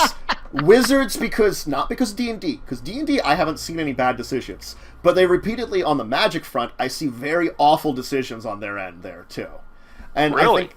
Yeah, well, I think the Ultimate Masters, they put up the price to like $13 a pack. Wow. And their master sets were always expensive, but they were always like $8, $9, a pack. And they were supposed to be like a lot of older reprints and stuff that are always more expensive cards. And I heard someone talk about this. If it wasn't for the price, it really would have been the Ultimate Master set, because someone I heard talk about this that knows a lot more about like the older formats said that this was a great set for it. They shot themselves by charging you like so much for it. Yeah. And I think that's like one of the problems I think bigger companies do get a little bit into these like shoot yourself in the foot a little bit, unfortunately. Well, this is funny. So I went to take a look at it because you said some of the older this, that, and the other. And I started back in college. I was in on the first. At one point in my life, I had not one but 2 Black Lotus cards. So I know once I talk. My brother recognized none of these cards whatsoever. Well, the thing, it's like when we say older, it's like Magic has how many years now? 25 years of cards. So it could be like easily like 15 years ago this card came out, and you're like, okay, that's definitely older. Even like 10 years ago, and then it's like if I played, when I remember my stuff back in Unlimited, that's 25 years ago. I was a young kid playing with my brother, and I remember those cards. But like, shit, man, there's been a lot of stuff out since then. Oh no, absolutely! It's so much. It's crazy. Too much. Insane. Yeah. This is insane. Yeah. So okay, and by 13, ow, that's. Yeah. Mm-hmm. And I don't want to get into everything, but like that's just one indicative of this like set of like it's like they do cool things and then do some awful decisions over the course of the year, And I'm worried about the awful decisions, how well they will impact things, because the good decisions for a lot of companies are the ones that people don't talk about as much, Right. Oh yeah. Because they're expected. It's like, well, you did this right, so okay, but it's only when there's something to rail against because someone perceives it. And I'm not saying that your perception is not incorrect. Don't get me wrong. But then the knives come out when someone sees something as they perceive as not being correct or not being the right way to go. Yeah. It's like, I'm not paying $13 for a pack of cards. Sorry, outside my price range. And I wonder if that is going to hurt. Oh well, I've also heard that like, if you actually want to buy a box of it, you can buy it for the price of a box of one of the previous sets, because no one buys at the higher price. So they're discounting anyways. Yeah. Well, maybe. That might just be a really sneaky way of moving boxes more. Well, right? I think the problem that people are saying is that whatever this is, with like you can still buy it at lower prices, the only people that's really hurting are your local game stores. Because they are getting less of a profit. That's true, yeah. True. Because if the market down, they're already taking the cut, the wholesaler distributor. So that means, that's a very good point. It's less money for them. Mm-hmm. Magic's like Wizards is making the same amount of profit they probably would have already. They aren't making that like heads over heels profit from like raising the price, but it's just printing cardboard. I mean, I think it probably costs the same amount for them to print it no matter what. I would assume so. Yeah. Yep. Exactly. But I mean, I think that kind of harkens back a little bit to the rock paper wizards here and stuff. I have been surprised that Wizards has been going outside of themselves for a lot of products, it seems, as lately. They've now, granted, it's side products, like this one here, like it's a little card game, or you were talking about Dragonfire, that's like a side thing, or like they did the Heroes of Dominaria board game that WizKids put out. These are side products which are very interesting that are still related to it, but they could do a lot. Not I'm saying that they need to. They could do a bunch of this stuff in-house, though, is the problem. And I don't know why. Oh, yeah. I don't understand it, like, at this point in time, a little bit. For a long time, they weren't doing any kind of foreign translation editions of D&D. Which, I mean, if I'd slapped my head any harder, I would have probably fractured my skull. Because this is the classic example. I mean, granted, the income of it would be insignificant for them. Or a company like WizKids owned by B Tops or Hasbro. The point is, it requires really no effort on your part to take a license for a foreign publisher and license it into a language where they're desperate to get it. And will pay you, and then, hey, you get royalties and just another income stream, and you expand your brand around the world. It's like, what's not to like about that? No effort, make money, expand brand. Isn't that kind of the three pinnacles of what every company's trying to do? And if there's a market for it, I mean... And there was. Companies were beating down the door like, why are you guys not doing this? It absolutely was. They don't know if it was just too small for them to care about, but it's like, it's not guarding your brand as being, fan-friendly is what I thought of it. Yeah. So I was like, but that's changed. Thankfully, it's changed, and they are doing this now. Good. It just makes sense. And like, I think the thing is, I kind of worry about these other products too, because so far I haven't seen too many problems with things like these things. Like, me and Joe tried out Dragonfire. We enjoyed it. We've tried out. I think we've looked over things like the Heroes of Dominaria game. I'm learning about this game now. These look okay products to be connected to it. But what happens if it's not? Right, I have to say, first of all, thank you I'm glad you like Dragonfire. Yes. I'm very proud of it, so I'm very happy with it, so that's good. But it's true. Unless the company has a track record, well, I mean, okay. I would think the games would be pretty solid. WizKids, they do their due diligence on other companies, but I haven't played these, so I can't really speak to it, but I would think they wouldn't go with some quote-unquote fly-by-night place to just churn something out. I mean, they are stewards of the brand, especially in English in the U.S., North America. I think they have a best interest in making sure these are quality. And I loved when I played, what was it, the Neverwinter? No, Merchants of Waterdeep. I really loved that one. Really fantastic. But that was an in-house one, right? Or was it a third party? I can't remember who published that. I don't know who did that one. They might have done that one in-house. I think they did when they're doing the board game thing. But so it's like one of the last ones. I guess I would give them the benefit of the doubt. But again, the proof's in the playing is what it comes down to. Yeah. So, Lords of Waterdeep, yes. There it is, that's the one. Yeah.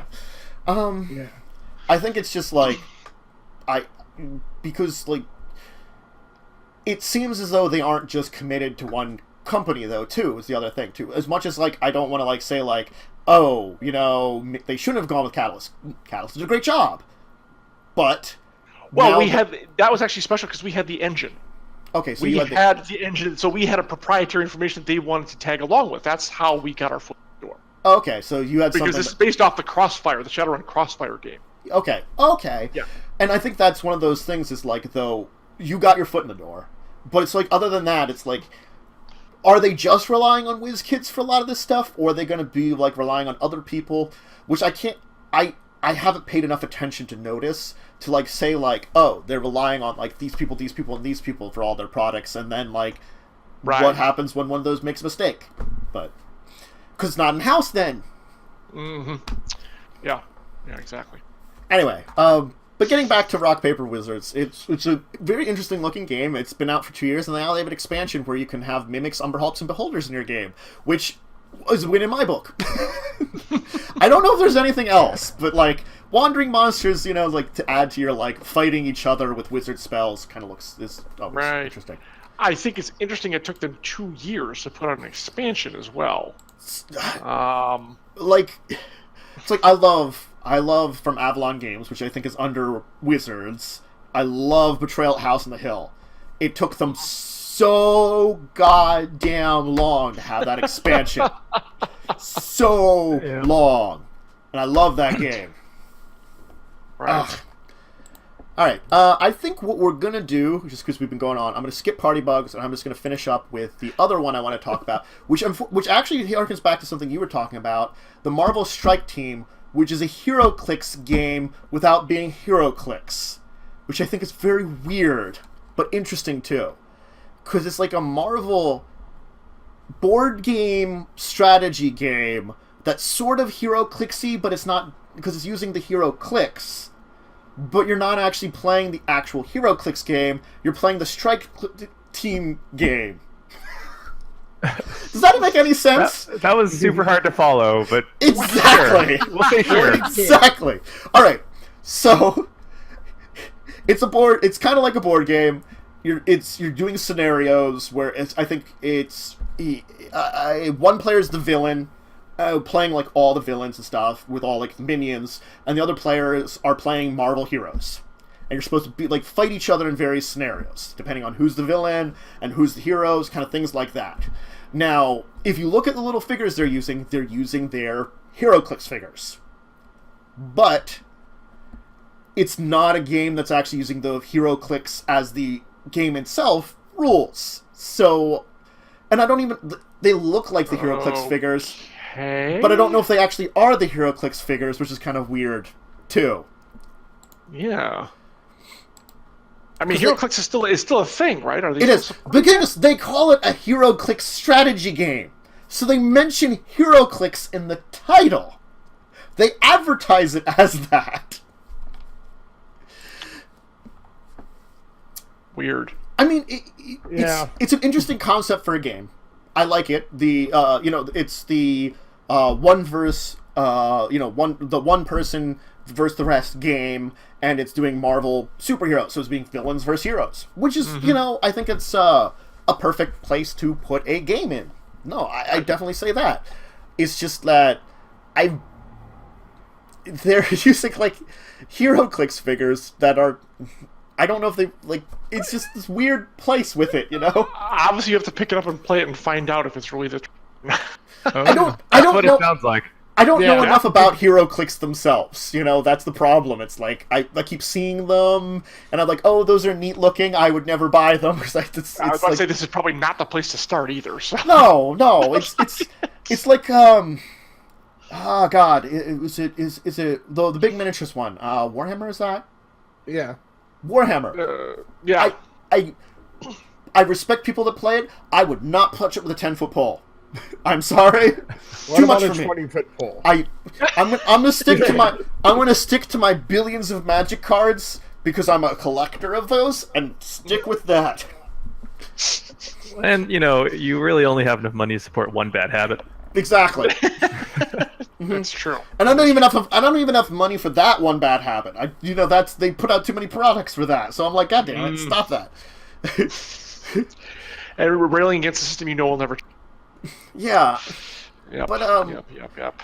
I mean, I don't know why they needed to connect it to HeroClix. I think is the thing I have to ask. Why did you need to do that? It's like you could have very easily done a board game doing the Marvel kind of battling at it. Now, granted, maybe they are using some components from HeroClix, which is, I guess, fine, but you could call it the Marvel game and use your components from your HeroClix thing without connecting it to there. Are they trying to, like, get the HeroClix audience? See, and risking really, really making them pissed off, not the HeroClix game they're expecting. Yeah. That seems fraught with peril. It really does. It really does. And I saw a little bit of the game at PAX Unplugged. It looked neat. So, and hearing about it, it looks neat. It looks like a fine game. I just don't understand the advertisement. Well, I'm going to say it, only one way to find. So there you go. Yeah. You're gonna get nothing but just confusion from me. So just it's give it a go. I'll just wait for your stream when you try to play the game, and you're like, "What the hell is this?" Oh my god. Look, we can do stuff on Tabletop Simulator, and we're trying to figure out a way to play a game in real life. We haven't gotten there yet, because the thing is, we'd only really have me and Joe right now, because we're like half an hour away from each other, so that's not bad. That's not terrible. No, exactly. But it's a matter of also getting the setup. Yeah, oh my god. There you go. And grabbing a couple more people that would want to be on stream with us that we know. Yeah. True.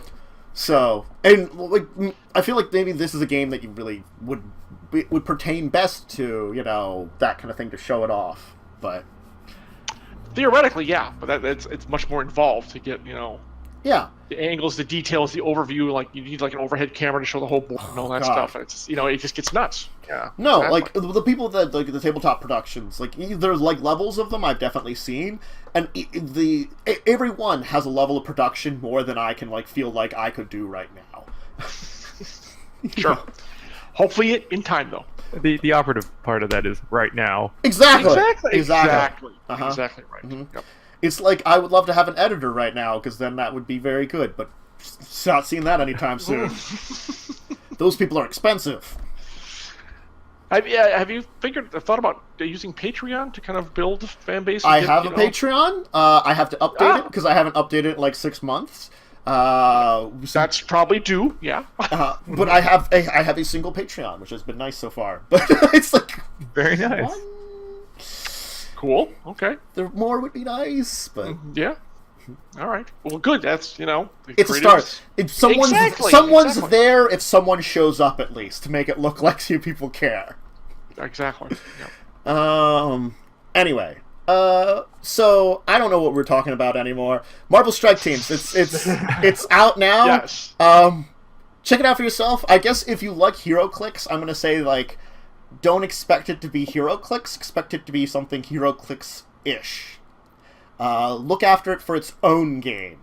And if you get your level of a strategy game, great. If you get your level of like HeroClix that you like in it, also great. Cool. Yeah, very cool. Yeah. All right. Listed on WizKids as a HeroClix strategy game. I know. Someone play it and tell the boys what you think of it. That's what we're asking to do. Please. I will also take WizKids if you guys really want me to like review it and stuff. Send me a copy and we'll totally review it and check it out and like put up a full review on here, because it's too. You're advertising HeroClix. It's making it too HeroClix for my wallet. Okay, I have to say this. I have to say this because this is interesting. If you go to the website and look at the WizKids 13 pre-painted miniatures, asterisk, figures not compatible with other HeroClix collectible miniatures games. So I think like you could use your HeroClix in it, maybe, and it has its own things in it, but you couldn't use their HeroClix anywhere else because they're not full HeroClix. Mm-hmm. Fun. But man, the fact that they're doing the HeroClix strategy games, wow! Again, it looks like an interesting game. I just don't know some of the choices. I just think it's a bad idea to cross those streams like that. But hey, what do I know? All right. Maybe it'll sell. Maybe it'll sell. Let's move on to our regular segments because we're getting to the end of the. We're getting to like our back end of time here. So we're gonna skip Party Bugs this week. I think me and Joe said we talked about it a little bit back earlier when they were like announcing it or something. So it's out now. I have no idea off the top of my head which episode that is. I'll have to look it up and reference it back to there. Well. We don't have a deeper discussion today. Me and Joe did not have an opportunity to test out any games. So, unfortunately, we don't have anything for review that we can dive into this week. Sorry, folks. Yeah. How about we talk a little bit about a Kickstarter Korner? So, Joe, do you have something that you would like to support from Kickstarter? Give me 1 second. You have a couple of choices there. Nope, I have one. I just... Oh, you're trying to get a link for it? Yeah. Okay. There we go. Cool. And paste. Link in chat. Ooh. So, Kraken attack. They actually already have met goal, and they have still 23 days to go. Wow. Or no, they're almost at goal. I'm sorry. They're almost at goal. They are at... Oh, no, they did beat goal. Sorry. They're 1,477 over goal. Okay. Wow, that's So, impressive. yeah, it. The cool part is, one of the things is that you don't...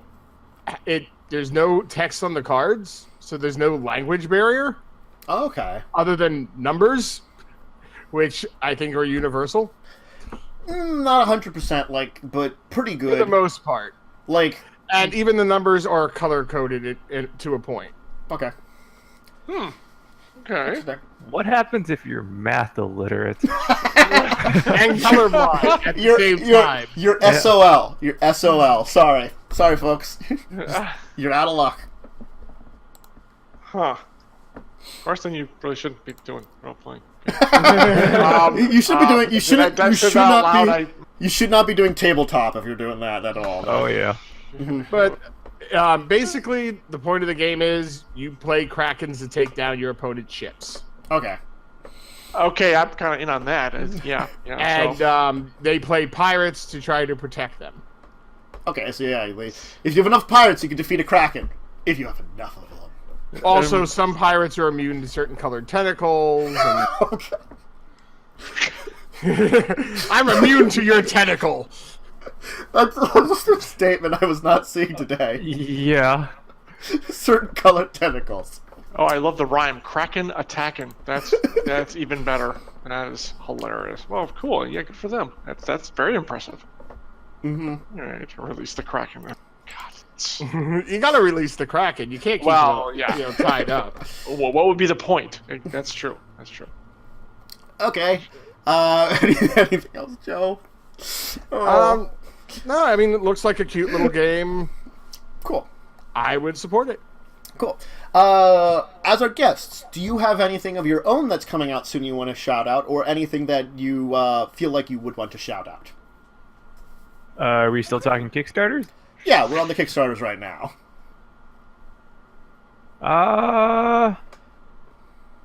Unfortunately, we would be shouting out ours if it hadn't ended. Yeah, well, like yours ended, and that's like he's like okay, so can't really. And a lot of our friends and developers, their Kickstarters also finished a little while ago.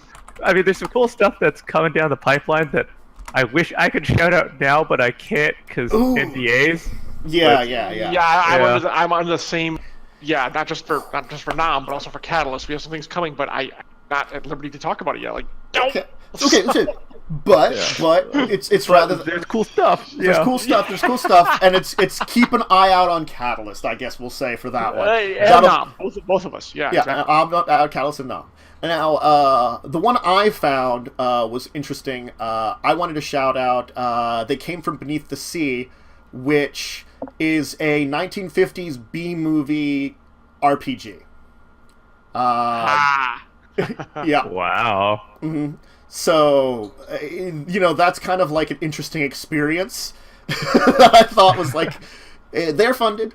They still have 25 days to go. They're like... Damn! They're doing a lot of B-movie classic kind of like feeling to it for trying to beat it. So it's like, aliens coming from beneath the ocean, giant monsters, gill men, all that kind of stuff that they're trying to invoke a little bit of. All while having, your communist scare in the background.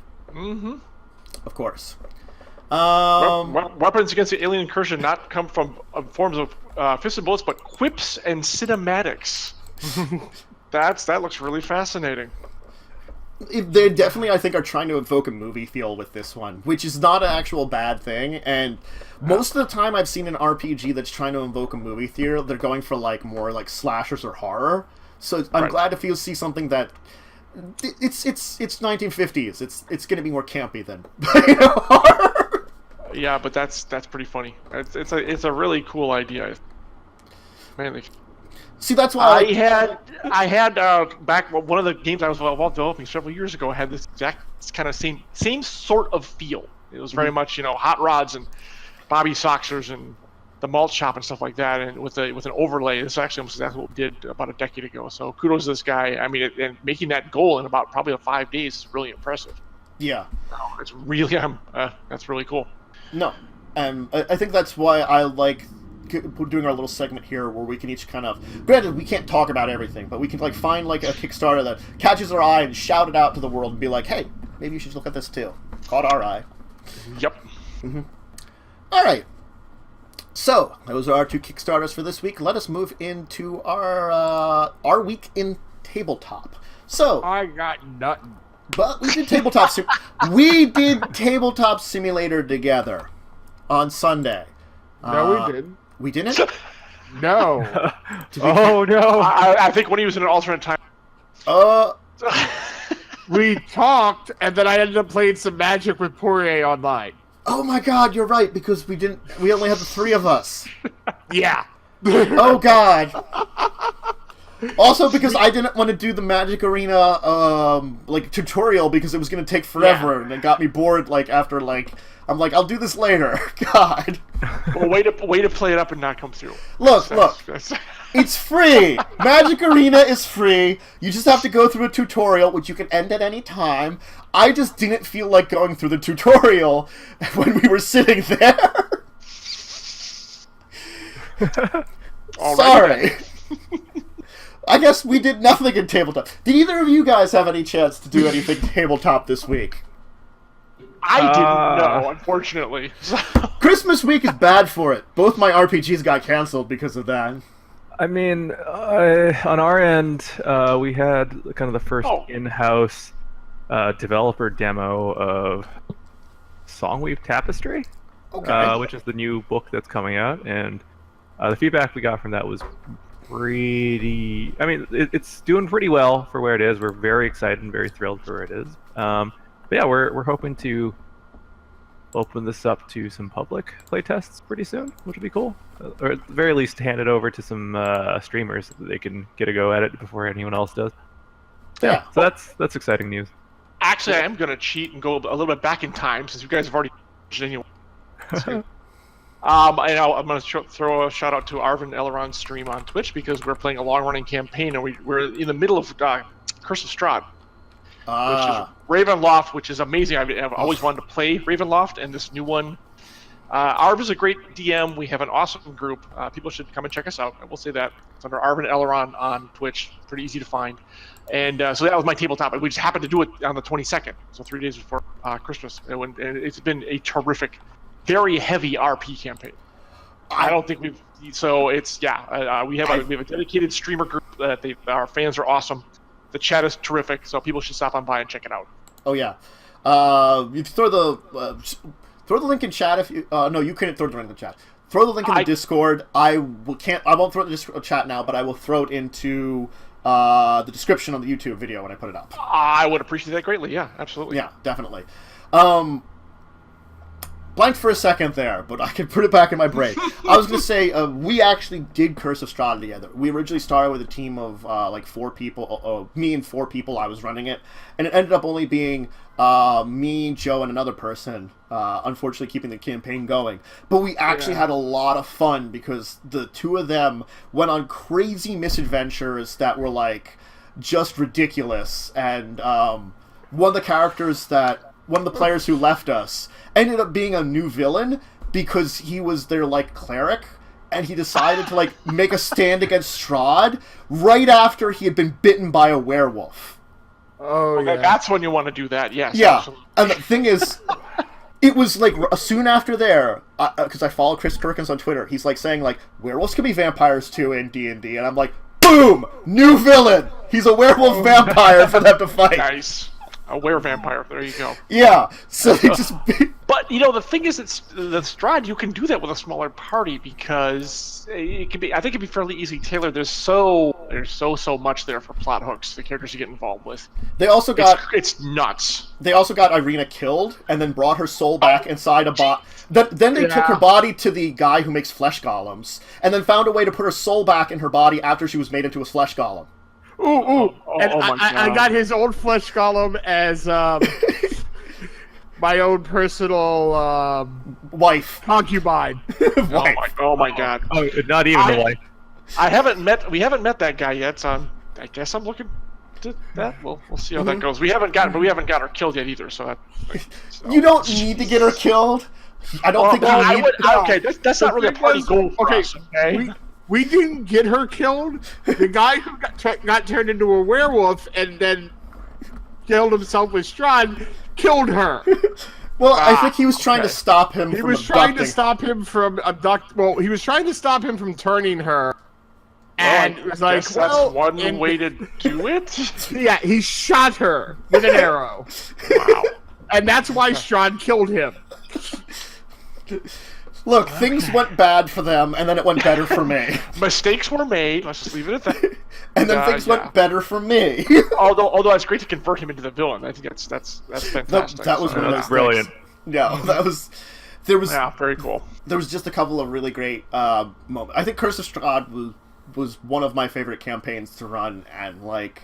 Oh, we're loving it. We started this group with the Tiamat one, which was epic. That was fantastic. They moved into Curse of Strahd with a new group of players, a new group of characters, and it's just been amazing. So, and I think that's something I have to say that I have enjoyed about current Wizards more than past Wizards. I think that I would like to see more in like Paizo as the other big adventure publisher.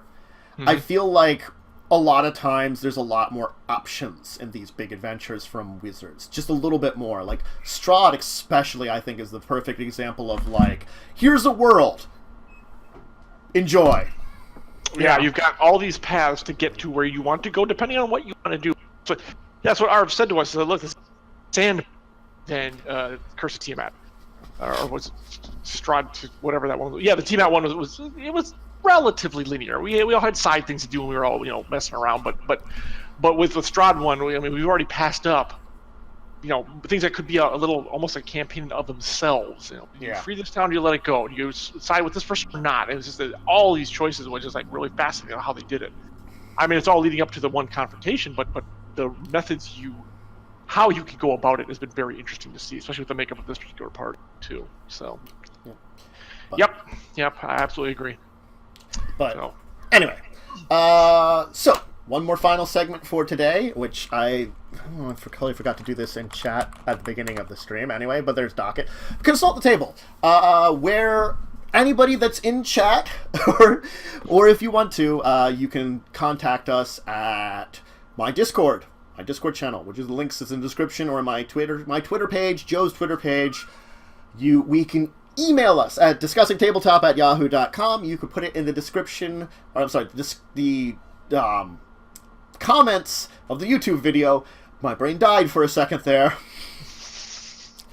Anywhere, you can ask us a question about role-playing, tabletop, CCGs, like card games, board games, or just something like nerdy in general, because the two of us, we've had hour-long discussions on, movies, comics, and stuff like that, so we can dive into that crap for you if you want to talk about it with us. Go ahead. All right. I don't have a question right now.